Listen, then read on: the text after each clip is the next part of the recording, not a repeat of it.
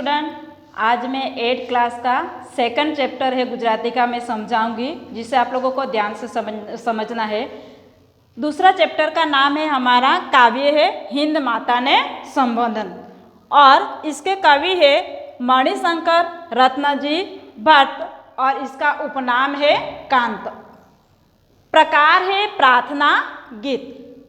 तो सबसे पहले हम कवि का परिचय देखेंगे। जन्म तारीख है उनका 20/11/1867 में हुआ है और मृत्यु हुआ है उनका 16/6/1923 में। કવિ કાંતનો જન્મ અમરેલી જિલ્લાના લાઠી પાસે ચાવંડ ગામમાં થયો હતો। કાંત કવિ, नाट्यकार અને धर्मचिंतक હતા। कवि कांत जो है वो कवि तो थे ही, कविताएं तो लिखते ही थे, साथ में वो नाटक भी लिखते थे और धर्म चिंतन के बारे में भी वो लिखते थे। एमना काव्य संग्रह पूर्वालाप गुजराती साहित्य में महत्वનું स्थान धरावे छे। उनका जो काव्य है वो पूरे काव्य जितने भी लिखे वो उसका एक ही बुक्स में संग्रह किए, उसका नाम दिया है पूर्वालाप। वो गुजराती के जो साहित्य है उसमें मुख्य स्थान प्राप्त कर रहे हैं। इस पूरे मतलब कि हिंद माता ने संबोधन पूरे काव्यों में जो राष्ट्र के प्रति जो इसका लगाव है, प्रेम है, ये यहाँ पर दिखाया गया है। तो यहाँ पर हिंद माता को संबंधित करके ये जो है काव्य लिखा गया है। तो देखते हैं सीधा काव्य। ओ हिंद देव भूमि संतान सौ तमारा, करिए मणिने वंदन स्वीकार जो अमारा। भारत में अलग अलग धर्म पालने वाली लोग रहते हैं, तो वो सभी लोग जो कहते हैं सभी मिलजुल कर प्रार्थना कर रहे हिंद माता को, यानी भारत माता को। तो कहते हैं ओ हिंद देव भूमि, यानी हे भारत माता, देवों की भूमि, यानी देव भूमि को देवों की भूमि, पवित्र भूमि जो है, धरा जो है।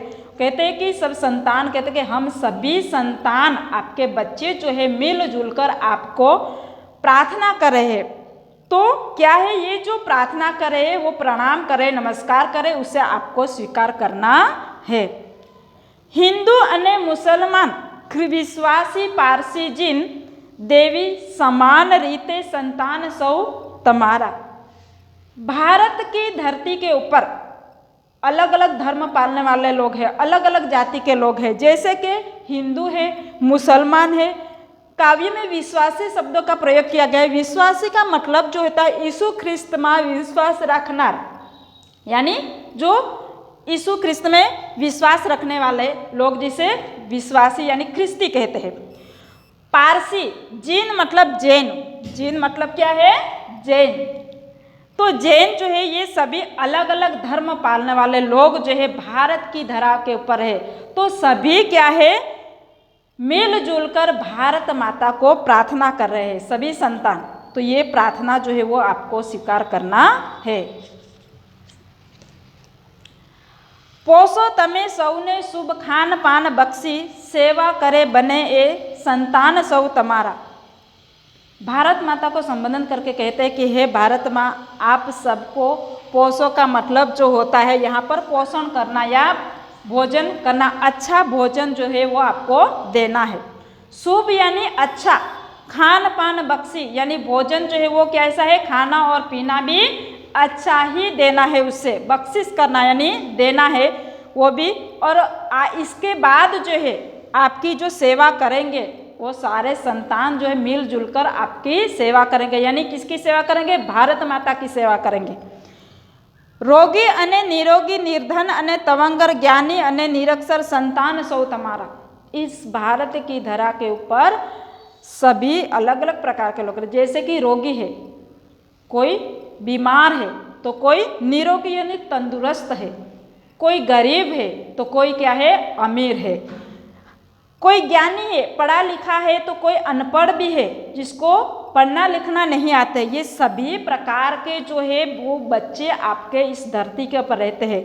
तो वो सभी आज मिल के आपके क्या कर रहे हैं, प्रणाम कर रहे हैं। वो प्रणाम आपको स्वीकार करना है।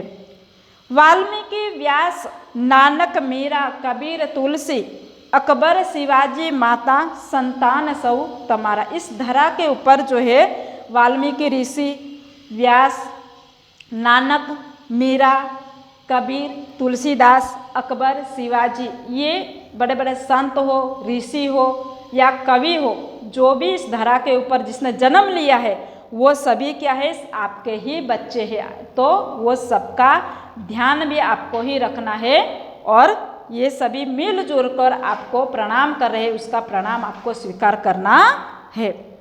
सौनी समान माता सौवे समान तेथी, ना उच्च नीच कोई संतान सौ तुम्हारा। क्या कहते हैं, सभी मिलजुल कर प्रार्थना करते हैं और भारत माता को कहते हैं कि हे माँ, आप सबकी एक समान माँ हो। क्या जो भी जन्म एक माँ होती है तो उसके जितने भी बच्चे हैं वो समान रूप से ही उसका ध्यान रखती है माँ।